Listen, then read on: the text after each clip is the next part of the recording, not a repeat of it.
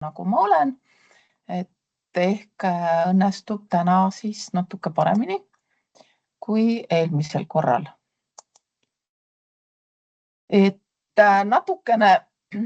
natukene sissejuhatuse poolest võib-olla, kas on slaid näha? On näha seda sinu vaadet, aga mitte esitleja vaadet. Taas kord. Aga no... Nii, jälle natukene juhtub nii, et kuidagi ei taha siis vaadata. Teeme siis nii, et vaatame, meil on ainult paar slaidi, nii et vaatame nii, nagu ta parasjagu näitab. Ma püüan siis jagada korra uuesti ja siis loodetavasti ta näitab õiget asja. Üks väike hetk. Nii, ja nüüd ma ei jaga, et alati kulub natukene aega. Tundub, et jagamine ei õnnestu, näitan siis teile võimalusel natukene. Jagad küll praegu slaide ja see sinu vaade on ees, nii et lähme teele. Nii, lähme teele, just. Et räägin hästi kiiresti ja selgelt ära selle, mis eelmisel korral natukene küsitavaks jäi. Ehk siis mitte tervet eksamite lugu ma täna üle ei räägi, vaid räägime lisaeksamite korraldamisest. Tuletame meelde selle, et põhikooli lõpetamise tingimused ei ole meil muutunud. Muutunud on siis ainult see koht, et kui õpilane saab alla 50%, siis ta ei tee uut eksamit. Aga kui õpilane mingil põhjusel ei osale ühtsel põhikooli lõpueksamil, siis on tal võimalus sooritada ühtne lisaeksam ja see lisaeksam on sama väärtusega, nii-öelda selles mõttes eksamitöö on sama väärtusega, sama raskusastmega ja eksamitöö on koostatud Harno poolt. Nii nagu me oleme sellest juba üsna mitu korda rääkinud. Ja eelmisel korral ja tegelikult ka üle-eelmisel korral ja tegelikult ka jaanuarikuu seminaril, kui korraldas Harno, siis tuli küsimus, et kuidas ikkagi lisaeksami puhul tagatakse see, et kõik õpilased on võrdses seisus. Ja seoses sellega, et kuidas me siis saame olla kindlad, et kõik õpilased, kes teevad lisaeksami, näevad seda eksamitööd esimest korda. Ja tegelikult on ju nii, et lisaeksami vajadus selgub koolil üldjuhul ühtse lõpueksami päeval. Sellepärast, et need õpilased, kes eksamil ei ole kohale jõudnud, siis protokolli kantakse nüüd puudujad ja just nimelt needsamad puudujad on siis need õpilased, kellele tuleks koolil siis lisaeksam korraldada. Kes aga eksamil juhtub ka midagi muud eksami käigus, siis võib ka juhtuda, et eksami korraldajaid on, eksami tegijaid on natukene rohkem, vabandust, reedene päev. Nii, aga kuhu me siis jõudsime? Jõudsime selleni, et koostöös Harnoga ja eksamite korraldajatega, kes tegelikult ju teevad siis ka eksamitöö ja koordineerivad kõike seda, kuidas eksamit üldse läbi viia, me leppisime kokku, et ka ühtsel lisaeksamil on oma kindlad päevad. Ja need on siis järgmiselt. Esimene eesti keel või eesti keel teise keelena on 21. mail. Matemaatika lisaeksam 26. mail ja valikeksam, kui vajadus tekib, suure tõenäosusega valikeksami vajadus on kõige väiksem, siis valikeksami päev on siis 29. mai. Ja kuna eksami sooritajaid on nii vähe, siis suure tõenäosusega kool jõuab ka kenasti hinnata.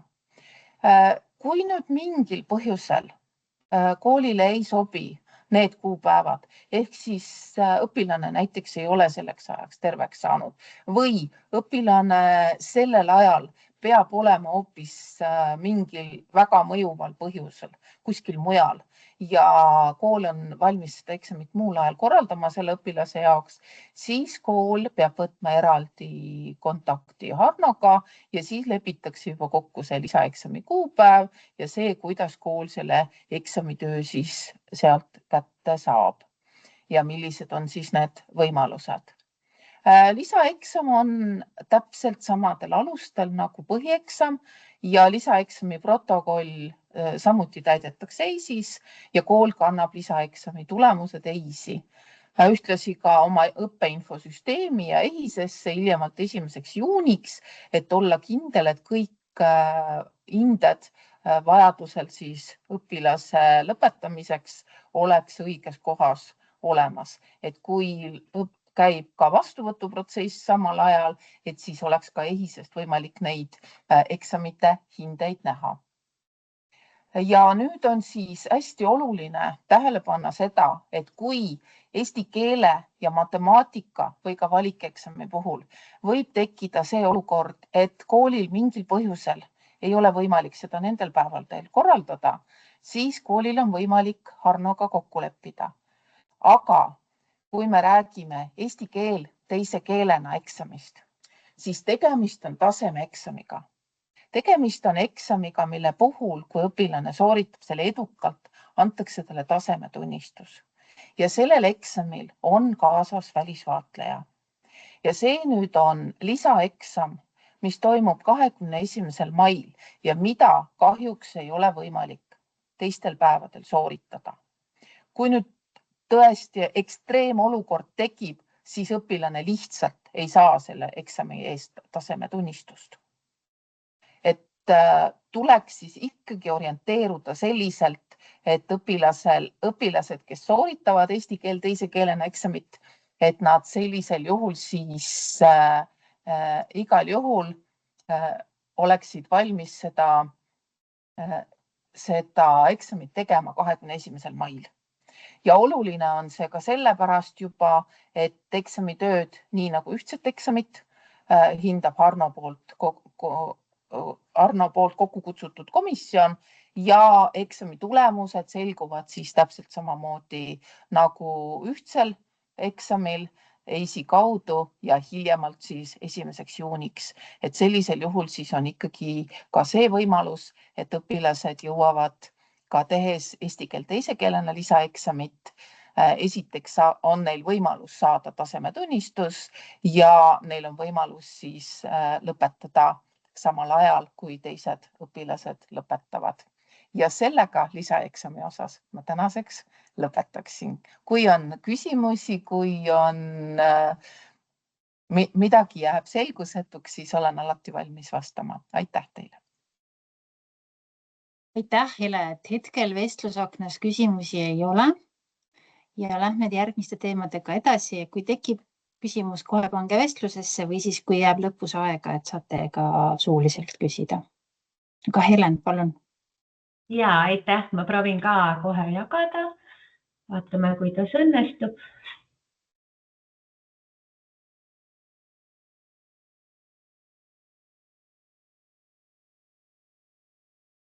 Nii, kas on õige vaade ees? Ja. Ka tore. Tere veel kord, mina olen Helen Köhler ja olen Haridus- ja Teadusministeeriumis õppekavavaldkonna nõunik. Ja täna räägin teile karjääriteenustest, mis kooli vaates ei ole mitte midagi uut, aga võib-olla karjääriteenuste tähtsus on õppimiskohustuse raames natukene tõusnud, et kuna meie kõigi ühiseks missiooniks on see, et päriselt kõik õpilased leiaksid endale just selle tee, mis neile sobib, mis vastab nende oskustele, mis vastab nende huvidele ja sellepärast ma ka karjääriteenustest räägin ja natuke ka sellest, et kuidas me neid karjääriteenuseid arendame ja kuidas me koole aitame. Et kõigepealt siis sellised üldisemad asjad, et nagu mainisin, et siis karjääriteenused ongi need, mis aitavad noorel endal oma sihte mõtestada ja arvestada huvisid, oskuseid ja andeid ja samas ka siis seda reaalsust, et kuhu tal päriselt on võimalik edasi minna, näiteks piirkondlikku eripära arvestades. Ja mis see kooli roll siis on, et tegelikult need karjääriteenused on ilmselt teile ka hästi teada, on sees nii õppekasvatuse eesmärkides, üldpädevustes, meil on läbivad teemad ja samamoodi valikkursused. Aineõppes on väga hea karjääriteenustest rääkida, et inglise keele õpetajana ma võin küll öelda, et keeletund on tõesti selline koht, kus õpilastega CV-sid teha, intervjuusid läbi viia, et minu meelest üks väga sobilik lõimingu koht. Ja mis koolis saab veel teha, on teavitada võimalustest, kuidas edasi õppida, tagada karjääriteenuste korraldus ja samamoodi siis arenguvestlustel saab seda teemat ju väga hästi puudutada ja kes tunneb oma klassilapsi paremini kui klassijuhataja, et tema peale nii päris tihti see karjääriteenused koolis ka jäävad. Natuke hetkeseisust ka, et peab ütlema, et täna on karjääriteenuste pakkumine ebaühtlane. On neid õnnelikke koole, kus on karjäärikoordinaator olemas ja karjääriõpe on läbi mõeldud, aga pigem on see vähemus ja reeglina siiski seda ametikohta ei ole, aga on ta siis muude rollidega kombineeritud, et nii mõneski koolis on huvijuhi ülesandeks, õppenõustaja, õppejuhi ülesannetes, vahel ka raamatukogu hoidja ülesanne. Ja kui koolides on kuskile vaja see karjääriõpe nii-öelda panna, et siis me vaatame ikka nende õpetajate poole, kellel on väiksem koormus ja muidugi üsna loogilise jätkuna on klassijuhatajad, et nagu ma mainisin ka, et kes neid oma klassilapsi kõige paremini tunnevad. Meil toimub praegu arenguseminarid karjääriteenuste teemal ja räägin nendest varsti pikemalt, aga sealt on tulnud välja, et kõikides koolides tehakse karjääritegevusi, aga võib-olla sellist süsteemset mõtestamist ei ole. Ja Töötukassaga reeglina koolidel on ilusti koostöö toimib, aga et võib-olla ka, mis nendest seminaridelt on välja tulnud, on see, et Töötukassa kutsutakse kohale, teeme töötoa ära, aga siin on kindlasti oluline see, et oleks sellised eeltegevused, järeltegevused, et saaks siis päriselt sellest töötubadest kasu. Ja siin tooksin eraldi välja erivajadustega õpilased, et kelle puhul on siis karjäärinõustamine eriti oluline ja siin Töötukassa tagasiside on olnud selline, et õpetaja võiks anda natukene neile infot enne töötoa tegema tulemist, et milline see nende klass ja nende eripära on, sest reeglina on nii, et kui klassis on erivajadustega või hariduslike erivajadustega õpilane, siis üldiselt see kõigile mõeldud töötuba ei anna võib-olla soovitud efekti ja seega pigem sobiks neile selline individuaalne nõustamine, aga kui Töötukassa tuleb korra aastas, et siis neile endal näppu sinna päriselt probleemile panna on üsna keeruline, et nagu ikka, et koostöö on see koht. Ja lihtsalt faktina, et eelmisel õppeaastal oli siis spetsiaalne karjääriõppetund või siis kursus 1/3 üldhariduskoolides. Vaadates sügisesse jõustuvad meil siis mõned õppekava muudatused, puudutab nii põhikooli riiklikku õppekava, lihtsustatud õppekava kui gümnaasiumi õppekava, kus siis on öeldud, et kool korraldab õpilastele karjääriteenuste kättesaadavuse ja sealhulgas siis koolisisese koostöö ja ka koostöö väliste partneritega, et siis selle lõikega on täpsustatud kvaliteetsete karjääriteenuste tagamiseks olulised tegevused. Ja mis siis tähendabki seda, et karjääriteenused peavad olema korraldatud süsteemselt ja olema siis kättesaadavad kõikidele õpilastele, olenemata siis nende taustast, eelkõige siis sotsiaalmajanduslikust taustast. Ja teine muudatus veel, et kooli õppekava üldosas esitatakse siis karjääriteenuste korraldamine, sealhulgas hariduslike erivajadustega õpilastele ja karjääriteenuste seire. Et see oluline komponent, mis juurde tuleb, ongi seire ja kool peab leidma selle inimese, kes vastutab karjääriteenuste eest. See ei tähenda, et tuleb kindlasti palgata täiesti eraldi karjäärikoordinaator, võib olla täiesti kellegi töökoormuse sees. Ja selle on ka Töötukassa välja toonud, et kui on koolil see kindel inimene, siis on ka nende poolt palju lihtsam kooliga kontakti otsida, mida nad iga-aastaselt teevad. Ja mina arvan küll ka seda, et kindlasti see kontakti otsimine, et see võiks olla mõlemapoolne, et ka kooli initsiatiiv on väga tervitatav, et nende kooli lapsed siis saaksid selle karjääriteenuse kätte. Jah. Ja nüüd sellest siis, kuidas me koole toetame. Meil on Euroopa Liidu rahastus, Õppa Plus projekt ja Harno meie hea partnerina, kes viib siis läbi Karjäär Plus programmi. Mis me seni oleme teinud, on loodud juhendmaterjal, õpilaste karjääripädevuste arengu toetamine, on kättesaadav veebis, siin slaidil on ka link olemas ja on meil ka selline loetud arv paberil trükist ja neid me siis jagamegi seal karjääriteenuste seminaril. Et mina väga soovitan seda materjali, et koolid saavadki mõtestada oma tegevusi, mis nad teevad ja luua sellise terviklikuma süsteemi. Ja samas ka siis seirata. Ja millest juba 2 korda ilmselt mainisin, on need arendusseminarid, mis on meie prioriteet sellel õppeaastal, et koole toetada. Ja need ongi mõeldud koolijuhtidele või õppejuhtidele ja siis haridusvõrgu eestvedajatele ja loomulikult ka siis nendel koolis töötavatele karjäärikoordinaatoritele või kelle käes see karjääriteema parasjagu on. Et ootame 2-3 liikmelisi esindusi koolidest ja mida me siis teeme, on see, et nii-öelda kraadime seda hetkeseisu, kuidas koolis on karjääriteenustega, vahetame kogemusi ja siis proovimegi panna paika neid praktilisi samme, et kuidas teenuseid arendada. Et siiamaani on meil toimunud juba mitmeid seminare, et siis Võru, Tartu, Põlva, Rapla, Pärnu ja Läänemaal ja tulemus on veel lisa. Ja seminare viivadki läbi sellesama juhendmaterjali autorid, mida ma näitasin ja Eesti Karjäärinõustajate Ühingu liikmed. Ja reeglina olen ise ka seal koha pealt ministeeriumi poolt tausta rääkimas.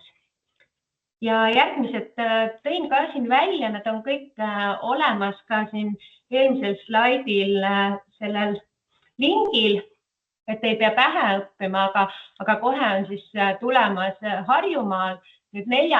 märtsiga on küll nii, et seal on kohad täis, sest me väga suureks üritust ei taha ajada, et me saaksime omavahel paremini suhelda ja läbi rääkida.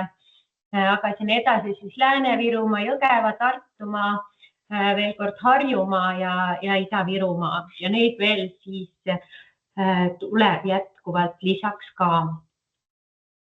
Ja veel selle projekti raames, mis on nüüd mõeldud lähiaastatel teha, et projekt kestab aastani 2029, et plaanime siis ajakohastada õppevara ja piloteerida piirkondlikke karjäärimudeleid.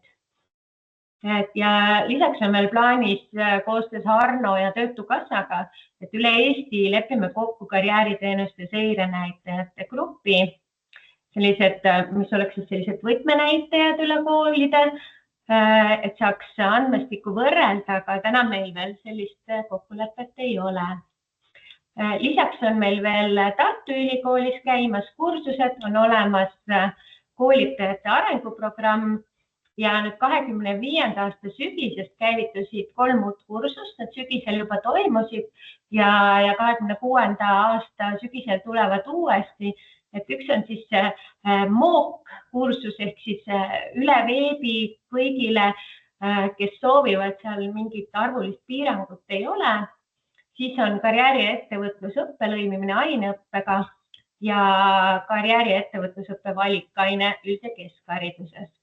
Et sellised kursused ja julgen ka neid soovitada ja siin on siis ka kontaktid, kust kursuste kohta infot leida. Natukene Töötukassast ka, et palusin luba nende slaide ka siin jagada. Et Töötukassa on siis meie kui koolide partner ja nende eesmärk on siis tõsta õpilaste teadlikkust töö- ja hariduselust ja aidata neil siis ennast analüüsida ja teha teadlikke karjääri valikuid. Ja Töötukassa pakub siis koolidele individuaalset karjäärinõustamist, töötubasid, aitab valmistuda kandideerimiseks, samuti saavad lapsevanemad sealt infot ja saab siis minna ka karjäärikeskustele külla Tallinnasse ja Tartusse. Natukene statistikat ka, et on siis sellised 2 põhisuunda, et Töötukassas pakub karjäärinõustamist 80% õpilastele 8. ja 9. klassis või 11. ja 12. klassis. Et oleme läbi rääkinud ka, et suuremat vajadust ei ole, sest kõik õpilased seda teenust ei vaja. On ju õpilasi, kellel on väga selge nägemus juba algusest peale, kuhu nad tahavad minna, mida õppida. Et see tundub täiesti piisav täna ja Töötukassa on ka kinnitanud seda, et nad mitte kedagi tagasi ei saada. Kui nõudlust on, et siis nad võtavad kõik vastu. Ja töötubasi samamoodi, et siin on nüüd täitsa 100% neil valmidus võimaldada, et koolidega nad ise ühendust võtavad ja reeglina koolid siis ka Töötukassaga koostööd teevad. Aga mainin veel üle, et kindlasti need eel- ja järeltegevused kooli poolt aitavad siis neid töötubasid toetada. Et siin on ka siis töötubade valik teile toodud, et nende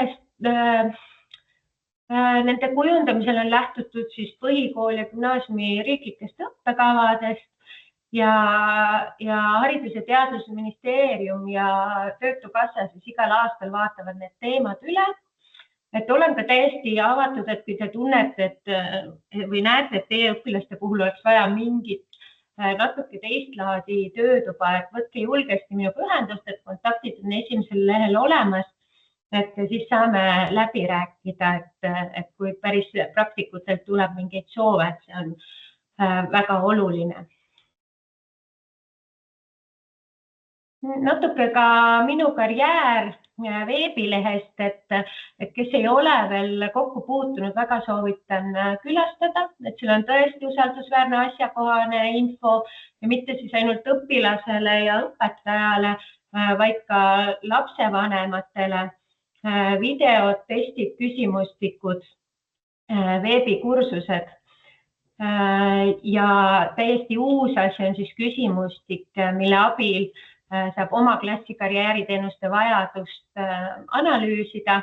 Et loodan, et on tõesti õpetajatele väga abiks ja siis nende kaudu loomulikult ka õpilastele. Ja loomulikult on võimalik siis ka karjääri keskusi külastada ja kui te soovite sinna minna, siis kindlasti vaadake sinna minu karjäärlehele ja sealt saate siis täpselt teada, et kuidas, et tavaliselt on seal 1-2 järjekorrad, aga väga põnev ja soovitan minna. Karjäärikeskuses on siis võimalik ka see töötuba läbi viia, et ei pea tingimata kooli kutsuma Töötukassa esindajad, vaid võib ise minna koha peale. Ja lõpetuseks üks praktiline näide ka Paikuse koolist, et viimasel karjääriteenuste seminaril me rääkiski Kadri Haavandi, kes on Paikuse kooli karjäärikoordinaator. Et Paikuse kool on siis üks õnnelik kool, kellel on päriselt karjäärikoordinaator küsisin Kadrilt ka, et mis see tema koormus siis on sellel ametikohal ja sain vastuseks, et 0,3. Lisaks on ta haridustehnoloogia informaatika õpetaja. Ja tema siis tõi välja, et mis nemad oma koolis teevad koostööd Töötukassaga, järgmise haridusastme koolidega, et nii siis kutsekoolid kui üldhariduskoolid ja õpetajatel ka põhikoolides väga soovitan, et kindlasti tooge välja ka see kutsehariduse valik oma õpilastele, et seal on väga põnevad uued õppekavad ja ta on täiesti võrdväärne paralleelne haridustee üldhariduskooliga. Seal kutsuvad külalisõpetajad, käivad ettevõtetes, mida tehakse väga paljudes koolides, võtavad osa tööle kaasa päevast, et kogu kooli rahvas läheb tööle kaasa, korraldavad teemapäevi, on ka Matik partnerkool. Ja siin on veel mõned asjad välja toodud, näiteks, et peavad õpilastega karjäärivestlusi ja väga oluline muidugi on ka suhtlus lapsevanematega. Ja karjäärikoordinaator ka toetab klassijuhatajaid ja teisi aineõpetajaid, nad saavad omavahel kokku ja karjäärikoordinaator saab siis anda nõu.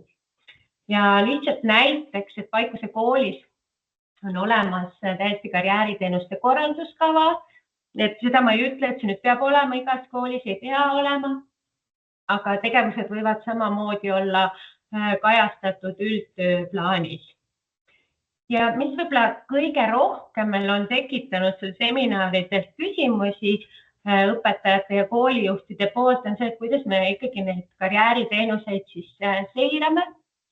Ja ka selle teemaline plokk on olemas selles juhendmaterjalis, aga mida me ka oleme rõhutanud, et see ei tähenda seda, et peab tegema veel ühe suure küsimustiku, kus tagasisidet küsida, et kõigepealt saab vaadata otsa nendele küsimustikele, mis teil juba on koolis, et mida te küsite õpilastelt, vilistlastelt tagasisideks, et sinna annab ka päris hästi pikkida seda karjääriteenuste teemat, et kuidas õpilased on rahul, kuidas vilistlased on rahul, saab vaadata statistikat, et kui korraldasite mingi ürituse või ettevõtte külastused, kui palju õpilasi seal osalesid ja nii edasi.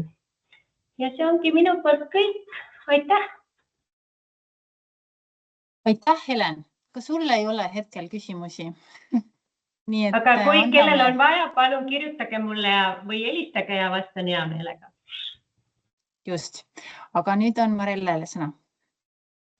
Ja tere, nii tore, aitäh, Helen, hea kolleeg kutseharidust mainis, eks ole, et meil on põnevad asjad saanud valmis ja väga loodan, et see toetab, aitab õppijat tema edasisel õpiteel. Mina nüüd proovin ka jagada, eks ole, nagu meil kõik siin. Loodame, et see kõik toimib, et panen praeguselt slaidilt jooksma. On kõik hästi, Elo, eks ju? Jah, just, nüüd on väga hästi. Väga hästi, et sobiv õppida igale õpilasele, et nimi ütleb juba seda, et sobiv õpide õpilasele ehk et proovime keskmesse seada alati nende õpiteede, ütleme siis valikul, nagu siin karjäärist oli juttu ja kui me nõustame õppijaid, siis tema vajadused, soovid ja võimekus ikka peaks olema alati meil nagu kõige esmasena silma ees. Panen ühe ilusa värvilise pildi ka, et mis nagu visualiseeriks võib-olla seda teed enne, kui ma siis rakendusliku keskhariduse jutu peale lähen. Et kui ta lõpetab selle toreda ilusa põhikooli siin all, siis kuhu ta siis ronima peab hakkama, kui me alt üles pilti vaatame. Et siis kaks teed, gümnaasium ja kus on siis akadeemilisem haridus, keskharidus ja siis teisel pool ääres on siis see meie rakenduslik kutseharidus, Lutse keskharidus ja võib-olla ühel hetkel on ka suured hariduskeskused, kus pakutakse kõiki õpiteid sellele õppijale. Aga see oli siuke visualiseeriv pilt, aga mina keskendun siis kutsehariduse, kutse keskhariduse valikutele, mida me oleme teinud ja nagu Helen ütles, et me oleme väga palju muutnud kutsehariduse õppekavasid, just seda, mis puudutavad kutse keskhariduse õppekavasid ja kohe ka hilisemalt järgmisel slaidil natuke toon täpsemalt välja, mis siis muutus. Aga kõigepealt, miks muutus, tahaksin siin ära rääkida selle, et väga palju tagasisidet on tulnud ikkagi lapsevanematelt ja õpilaste uuringutest tulenevalt, et miks ei valita kutseharidust, või kardetakse valida, siis esimene asi, mis sealt välja tuleb, on see, et see võiks olla nagu tupiktee ja minu edasised õppimisvõimalused on raskendatud. Selle me oleme püüdnud siis arvesse võtta uute õppekavade arenduses. Teine oluline nüanss, mis on välja tulnud, oli see, mis siis seadis meile tingimused õppekavade arenguks, oli see, et õppija ei tea päris täpselt peale 9. klassi, mida tema õppida tahab. Ehk et kui gümnaasiumisse minejal on see valik väga selles mõttes lihtne, et valin gümnaasiumi ja 3 aastat ma saan tegelikult veel mõelda, kes minust saab või mida mina päriselt teha tahan, siis seda võimalust kutsehariduses ei olnud. Ma siiski pidin teadma, kas ma tahan saada kokaks, ehitajaks, juuksuriks või ja nii edasi, mis erialad siis olid välja toodud.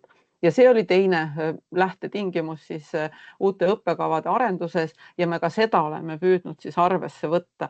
Kolmas oluline nüanss nende uute õppekavade koostamisel oli see, et tööturg ei vaja enam ühesuguste oskustega töötajaid ehk et ei ole enam seda olukorda, kus õppisin juuksuriks ja võib-olla et eluaeg olen juuksur, eks ole, või siis see, et ma saan oma õppeaja jooksul erinevaid oskusi, et ma oleksin tööturule paindlikumal võimalik ka reageerida. Et need olid need olulised tingimused, millega me siis uut õppekava arendust kutsehariduses tegema läksime.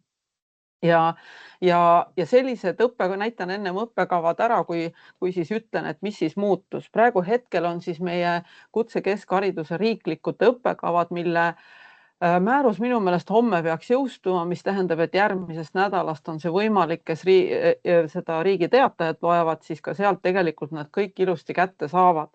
Aga 32 tükki on neid valminud ja selliste kuidas ma ütlen siis valdkonda üldistavate nimetustega on see. Ehk et kui ikkagi nüüd juba sisse astuda, siis kõige suurem erisus, mis on see, et õppija ei vali enam eriala. Ehk et ärge öelge, et sa pead nüüd eriala vaatama või midagi, vaid nõustage sellisel moel või saage aru kõrvalt tema toepakkujana, millised on tema huvid. Kui tema huvi on näiteks aianduse ja looduse vastu, siis te leiate üles kindlasti aianduse ja loodushoiu kutsetemaatilise õppekava kutsekeskharidusest. Kui tema on kaubanduse suunitlusega või ta merendus on teda väga huvitanud, metsandus, kui on IT, et siis kõik need kutsevaldkondlikud õppekavade nimetused tuleb välja leida, üles otsida ja siis selle kaudu hoopis see õppija oma tuleviku õpitee tegelikult valib. Ehk et nüüd peab siis igaks juhuks rõhutan veel mitte eriala teadma, vaid seda huvi tundvat valdkonda, kutsevaldkonda, kus ta võiks tegutseda või mis teda siis huvitab. On need ehitus, on need masinad, on need muud tehnoloogiad või elekter või muud. Siin on neid 32 kõike erinevat ja nad sisaldavad endas väga palju erinevaid suunavalikuid ja erinevaid spetsialiseerumisi. Ehk et selle ühe nimetuse all on väga sügav valikute võimalus veel õppijale, kui ta mingi valib. Näitan siis ära ka selle, et meil on siin muidugi nii palju veel võib-olla, et täiesti uusi valdkondi oleme me juurde tulnud, et selle õppekava arendusega oli aru saada, et kui õppimiskohustus sätestas selle, et me peame kõik 9. klasside ehk põhikooli lõpetajatele leidma koha, siis ka valmidus kutsehariduses peab olema laiemalt, kui siiamaani on, ütleme, kutsetegevuse valdkondades olnud. Ehk et me oleme toonud juurde ka valdkondi, mida ennem ei olnud. Näiteks sotsiaaltöö ja teenuste valdkond, mida ei ole olnud põhikooli baasilt ennem valida. Samamoodi on sport või riigikaitse või käsitöötehnoloogiad. Et käsitöö ja võib-olla ehmatab ära tehnoloogia sõna, siis tegelikult selle ühe õppekava all on kõik erinevad käsitööõpet pakkuvad suunad ja spetsialiseerumised. tants ja liikumine, et kõik kunst ja ruumiloome, disain, selliseid ei ole enne mitte kunagi olnud, ehk me oleme samamoodi aiandus ja loodushoid. Me oleme proovinud kõikides erinevates kutsevaldkondades tuua sisse ühe laiapõhjalise õppekava, et õppijal oleks päriselt valida oma võimetest, soovidest ja huvidest lähtuvalt. Nii et me oleme kõvasti laiendanud siis seda ampluaad, et ei saa öelda, et tüdrukutel ei ole valikut või poistele on rohkem valikut, mis on olnud ka tegelikult minevikus väga suured, ütleme siis siuksed torkenoodid, et tüdrukutel ei ole valida ja sellepärast nad lähevad siis gümnaasiumisse rohkem. Nii et nüüd peaks olema valikut küll kõigile ja absoluutselt väga paljudes erinevates siis kutsetegevuse valdkondades. Nüüd, mis siis muutub veel selle, et nagu ma ütlesin, kõige esimesena ma siia panin kirja kõige olulisem, et valida, et ei pea teadma eriala, vaid valida tuleb siis õppijat huvitav kutsetegevuse valdkond. Siis õppekava siseselt seda, et ma ei pea kohe valima, vaid ma sisenen paindlikult ja mõtlen veel, et mida ma ikkagi nagu teha päriselt tahan, mis mind huvitab, siis on õppekavas loodud meil selliste moodulite kogum nagu sissejuhatava osa moodulid. Ja mida need siis annavad? Need annavad tegelikult siis sellele noorele õppijale aega tegelikult valida endale see sobivam õpitee. Ehk et läbi nende õpiväljundite ja läbi õppetöö püütakse siis tema seda teadlikumat karjääriteed nagu toetada ja saada ühiselt koos aru, et kas see kutsevaldkond, millesse ta sisenes, on tema, millised on need tema kutsevaldkonna sisesed võib-olla kõige paremad õpivõimalused, mis teda toetavad, kus on tema tugevused, et see on siis nende moodulite väga oluline osa. Samamoodi, mis on olnud vajalik, et see sihuke teadlikum, ütleme, keskendumine siis sinna uude kooli sisse elamisele. Kutsekoolid ikkagi näevad seda, et peale põhikooli tulekut kutsekooli õppijatel on väga suur muutus just selle õppeprotsessi mõttes ja selleks, et paremini siis sisse juhatada, aitab see sissejuhatava moodulite käsitlemine väga hästi ja aitab, nagu ma juba ütlesin, ühest koolisüsteemist siis ka teise ülemineku õppijale sujuvaks ja turvalisemaks siis tegelikult muuta, mis on siis täna esialgne selle niisugune piloteeritavate koolide esialgne tagasiside sellele sissejuhatava osa moodulitele.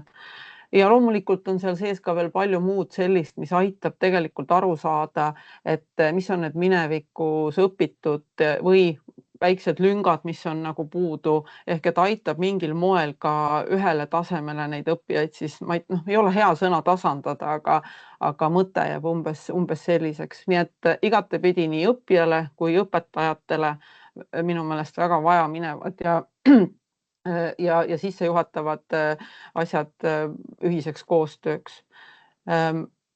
No ja selle sissejuhatava osa, nagu ma ütlesin, kõige olulisem on siis see, et talle näidatakse selle kutsevaldkonna võimalusi tööturul, näidatakse ja räägitakse, mis kõik selle sees on võimalik õppida, nii siis läbi sellesama laiapõhjalise õppekava, kui ka ülikoolis edasi, kus on need kohad, millised ülikoolid, kui sa soovid edasi õppida, on peale selle õppekava lõpetamist. Ehk et kogu sinu siis see karjääritee, õppimistee näidatakse selle sissejuhatava moodulite osas siis ära. Spetsiifilisema eriala valiku üldiselt, kui vaadata kõiki neid 32 laiapõhjalist õppekava, tegelikult peab ta tegema äärmisel juhul esimese aasta lõpuks. Mõnel õppekaval on teise õppeaastal, kas alguses või isegi teises poolaastas, see sõltub sellest, kuidas õppekava on üles ehitatud. Aga esimese aasta lõpuks on siis kõige varajasemad valikud, kui õppija peab siis tegema kas suunavaliku, millise suuna peale ta läheb, või spetsialiseerumiste valikud, mis seal sees on, võivad tulla veel hiljem, või ta isegi saab mõnes õppekavas ka spetsialiseeruda juba millelegi hästi konkreetsele, aga seda kõike talle näidatakse ja räägitakse sissejuhatava osa moodulites. Mis veel on muutunud väga oluliselt, on see puhas üldharidusõpingute mahu suurenemine. Ma tõin välja tunnid, et võib-olla need kõnetavad paremini kui 30 dekapit ja 80 dekapit ja ma just rõhutan puhas üldharidusõpingute maht, mis siis oli ennem kutsehariduses ja see oli puhas, oli 78 tundi, see on siis astronoomilist tundi kuni siis hetkel 2080 tundi selles on ja EKAP-ites, nagu ma ütlesin, 30 EKAP-ist siis on hetkel saanud 80 EKAP-it. Eesti kutsehariduse arvestuspunkt on siis EKAP. Mis siis veel on muutunud? Muutunud on ka see, et kogu põhiõpingute, mis puudutavad erialaseid oskusi, et see õppekava on koostatud oskuste põhistest moodulitest ja kõik need oskuste põhised moodulid peavad lõppema oskuste demonstratsiooniga. Ehk et iga moodul kujutab endast mingi teatud konkreetse oskuse õpetamist, kas see on suuremamahuline või väiksemamahuline. Ja veel minu meelest väga positiivne, et valikõpingute hulka oleme me sellel korral arvestanud mudelis ka vabaõpingud. Ja vabaõpingud on see siis, kus õppija aja sees arvestada saab ka tema mitteformaalset õpet, et väga paljud õpilased siiski on kõikvõimalikes huvitegevustes, on see jalgpallid, korvpallid, on need robotiringid, mis iganes, kõikvõimalik rahvatants ja koorilaul, et siis ka seda tegevust me saame vabaõpingute all õppekava ühe osana arvestada. Samuti väga paljud õppijad tegelikult ju töötavad suveti, kui on koolivaheaeg, siis töökogemuse kaudu omandatu kuulub ka siia vabaõpingute alla ja saab seda arvesse võtta ka õppekava täitmise osana. Et see on siis ka niisugune lisamudelis uudne asi. Mis me siis selle kõigega saame, et kui me vaatame, et me oleme sissejuhatava osa mooduleid pikendanud, suurendanud, ütleme, või andnud aega ja mahtu nendele rohkem, siis õppijatele valikuid teha ja ka selle osa sees nad saavad tegelikult oma valikuid muuta, kuna koolidele on antud soovituslikud suunised, et see sissejuhatava osa moodulid on esimeses poolaastas, siis kui õppija tunneb, et see valdkond ei ole üldse tema, et mõtlesin küll, et see merendus on nagu jube tore, eks ole, aga ikkagi vist läheb süda pahaks, eks ole, kui ma mere peal olen. Et siis ta võib-olla tahab ümber valida ja ta saab valida mõne teise valdkonna ja ta ei pea järgi tegema mingil olulises mahus, tal ei jää tegemata asju, sest need moodulite hindamiskriteeriumid ja õpiväljundid on sarnased.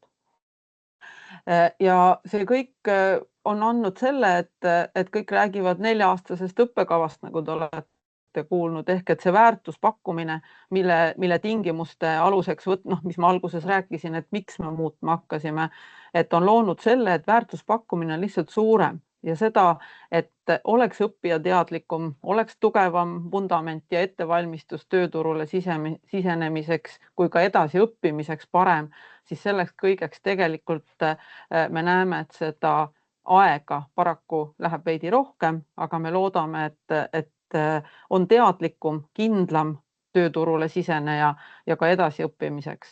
Nii et edasiõppimise koha pealt kindlasti ka mainin veel seda, et need õppijad, kes soovivad ülikooli edasi minna, siis nendel on ka valikõpingute kaudu õppekavas kohustuslik pakkuda riigieksamite nagu lisaõpet, mitte ettevalmistus sellisel moel, vaid see 80 EKAP puhta üldhariduse seest siis edasi veel õppida ja tugevdada matemaatika, eesti keele ja inglise keele eksameid, siis selleks on ette nähtud valikõpingute kaudu veel lisa nendele ja loodame, et see õppija, kes selle ära õpib, on kindlasti tunduvalt tugevam nii tööturu jaoks siis kui ka edasiõppimiseks ja teadlikum.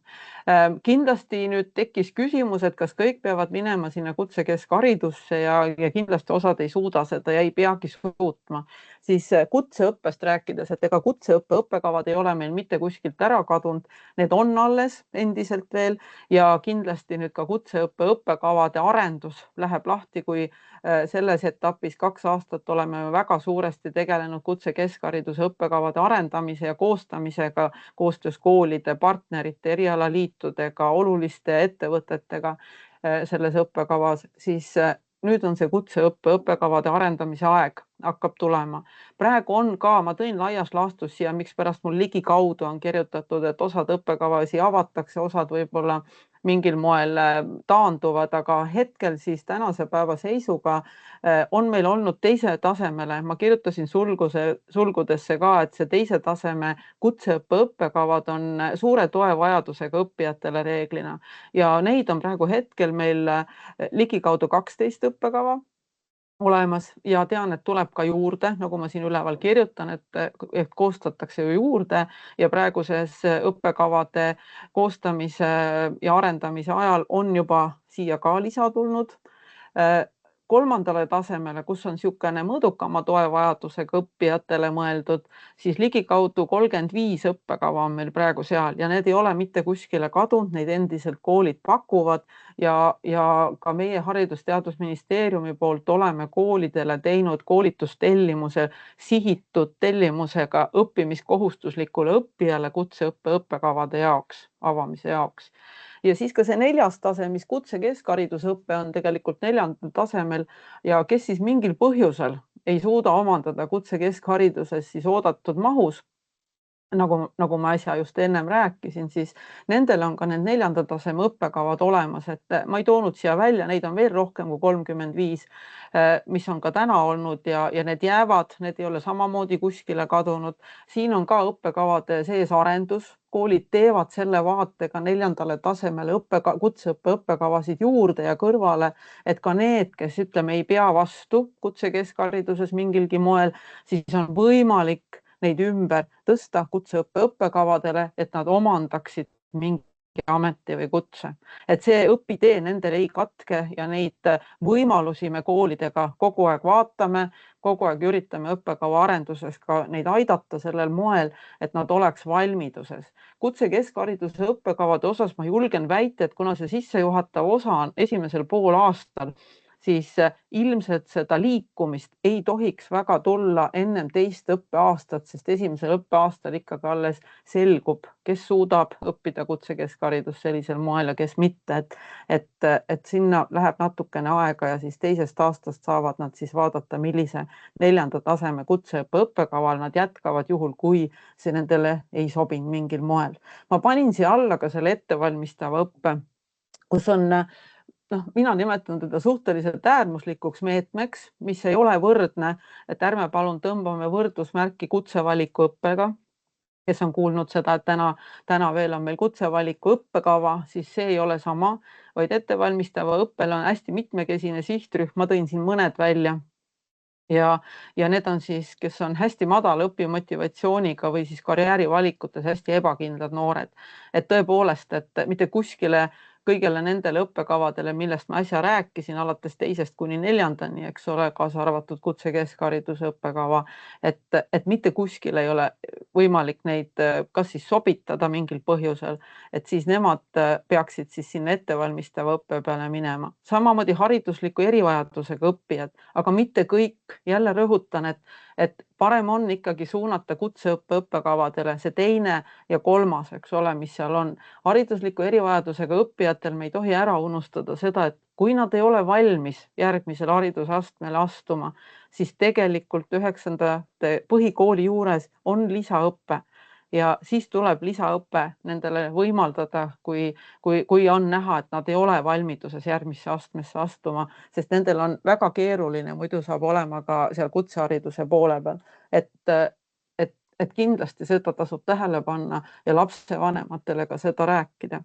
Noored, kellel on vaimse tervisega seotud väljakutsed ja kes ei ole võimelised esialgu edasi minema ja kuna nad on õppimiskohustuslikud, siis ettevalmistav õpe on ka nende jaoks siis selleks, et nad saaksid pehmemalt oma haridusteed jätkata ja kuna ettevalmistavas õppes on individuaalsed õppekavad absoluutselt kõikidele õppijatele, siis need individuaalsed õppekavad, jah, seal lepitakse kokku hästi konkreetsed osad, mis seal olema peavad.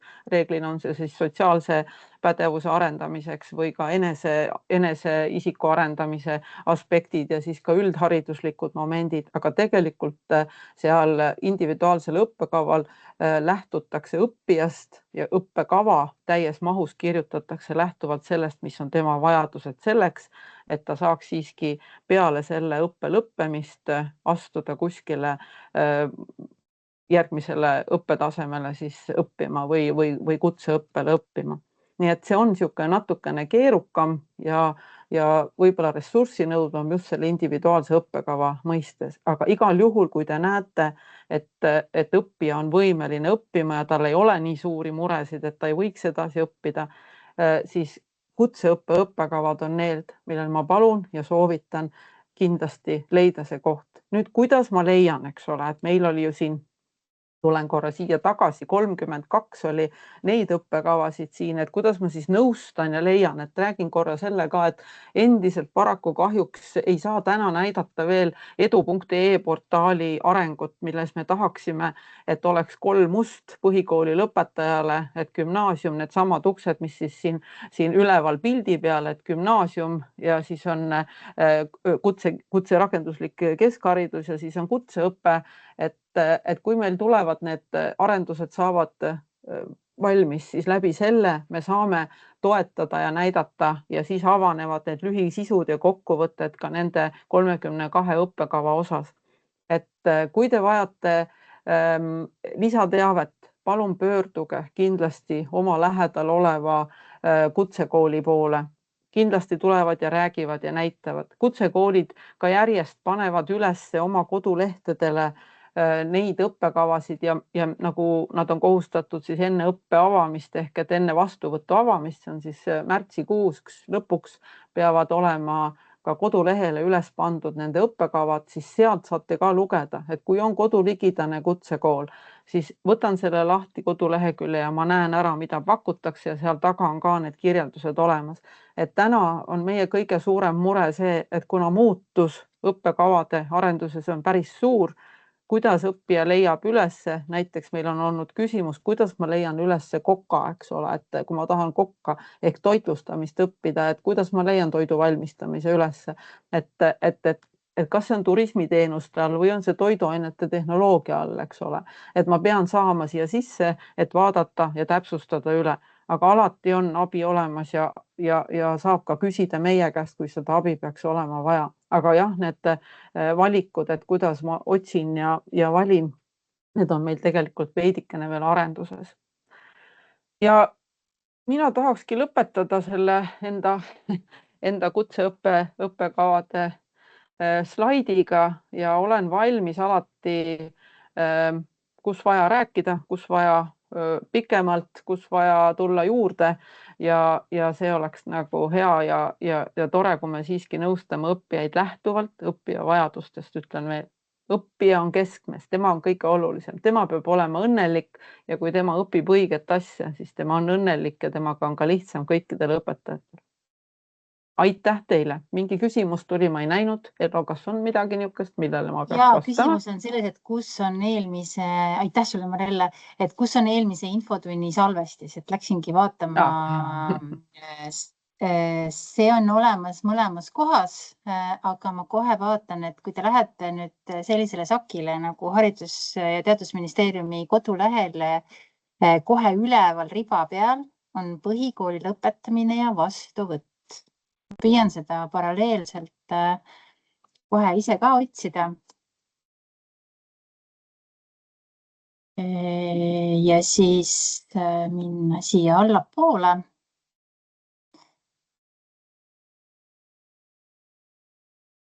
Ja siis on kohe siin natukene kerides näha, kas on vajadust, et ma näitan seda, ma püüan oma ekraani jagada.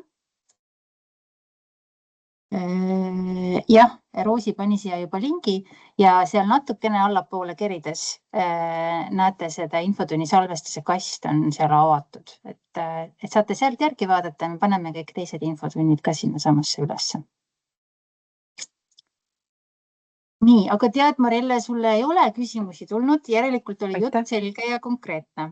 Või oli nii segane, et keegi ei oska küsida, eks ole, 2 võimalust, aga ma loodan küll, et eks see tekitab segadust ja kui tõesti vaja on, et kuidas leiame ja mis on, et ärge häbenege kuskilt küsida, sest on absoluutselt suur muutus. Et ma lihtsalt pelgan veidi, et kuidas leiavad nad selle üles. Aga ja, aitäh kuulamast. Aitäh. Ja kui nüüd keegi soovib tõsta käe ja küsida, et siis praegu on selleks võimalus.